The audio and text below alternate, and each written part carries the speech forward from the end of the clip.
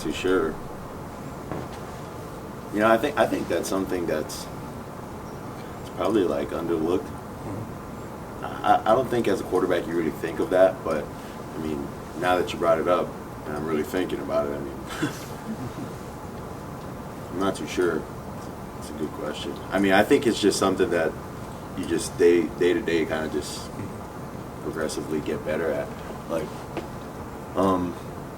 Like there's this thing I do, like if we're, let's say we're doing, the cadence is on 2, so like, you know, ready, set, hut, like the top of my hand, the pressure would tell, like would be an indicator to like the center that the ball is about to, like you should snap the ball, like get ready to snap the ball. Like if we're going quick, regardless if they knew the count, like the pressure, you know, with my hand would indicate that, okay, now you're going to snap the ball when I say go this time. Just like getting reps with them and then kind of telling them, you know, this is what I want, you know. I guess you go from there. It's a little bit easier when you're in shotgun. Oh yeah, it's a lot easier. I'd say just clapping, but maybe not cadence-wise, you know, because you can't indicate, you know, to the center that, you know, this is, you know, like this is on 2. Like everyone just got to know that it's on 2 or whatever the count is. Especially on the road, though, how difficult can that be?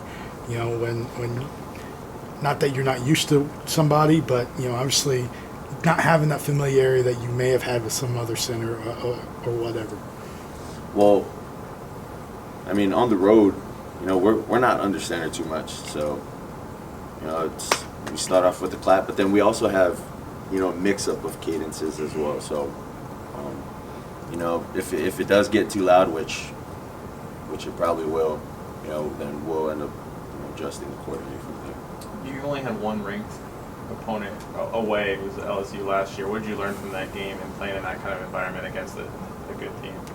Well, I've had experience going to a place like Texas A&M, you know, and then prior to the LSU game, we played at Tennessee, and Tennessee was actually pretty loud. So I mean, you kind of get a good gauge, you know, throughout the course from my freshman year not being able to play, and then my sophomore being able to play in environments like that. And then, I mean, I feel like, you know, you kind of seen it all, so it's just you just gotta adjust on the fly usually in environments like this. Do centers snap the ball differently? Like I know sometimes receivers have to adjust to like quarterback's spin maybe being different. Is that a thing with you and centers or not really? Not really. I haven't really met, you know, like a snapper that probably snaps left-handed. That'd probably be different for me. But I've never had that encounter before. So.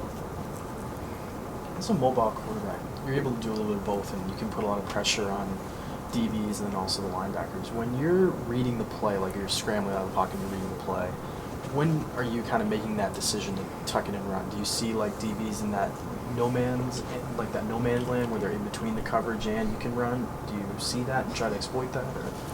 Well, usually it's if you see, I guess, an open lane. But you know, when they're running 2-man on defense, it's really hard for the defense to stop you, especially because they have no one, you know, spying. They're trying to get pressure on you, and they're playing man in the back. 2 high safeties are dropping out. I mean, if you vacate that entire middle, having crossing routes, everybody crossing, clearing it out, I mean, it's hard. You know, you can't really do anything. You know, if you're a DC or if you're a player, you just hope that you get enough pressure and your guys get to the quarterback at that time. But I mean, it's really based off of feel. It's really all it is. Do you get to know Kellen Mond much from the quarterback circuit? He said what? Do you know him well from quarterback stuff? I mean, a decent amount. Wasn't as close with him when we were at, you know, a lot of the quarterback camps that we went to in high school. But I mean, you know, I see him, I know him. You know, we say hello, but What's his game like? Shoot, I mean, Kellen Mond can do a lot. I mean, he can throw the ball, obviously, but I think he's just as dangerous with his feet. I mean, kid is fast. You know, his ability to extend plays. You know, and I think as a defense, that's what's the hardest thing, is when you have the ability to extend plays, extend drives, keep the defense on the field, keep their opposing offense off the field. I mean, you wear out the defense.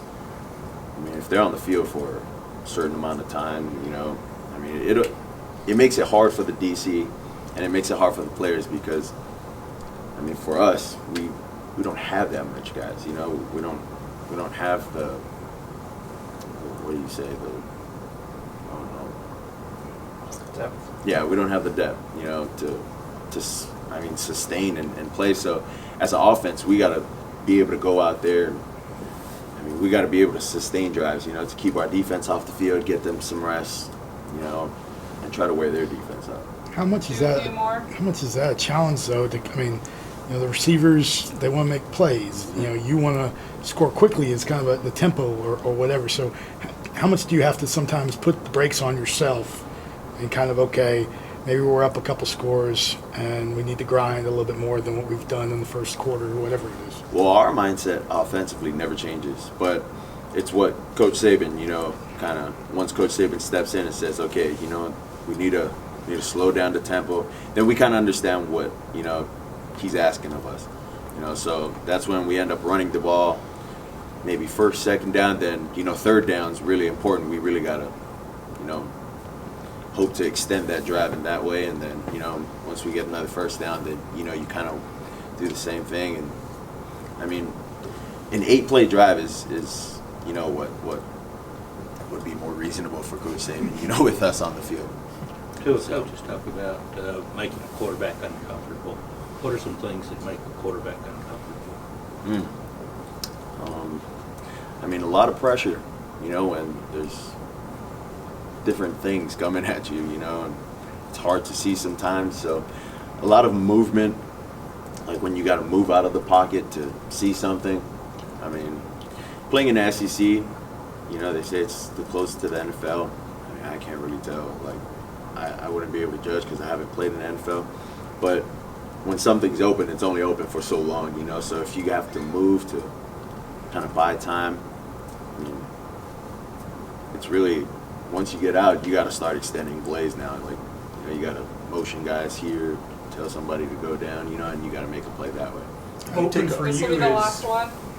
is minuscule, though, right? I mean, you got to trust that your guys can make catches at any point in the throw. Yeah, well, I mean,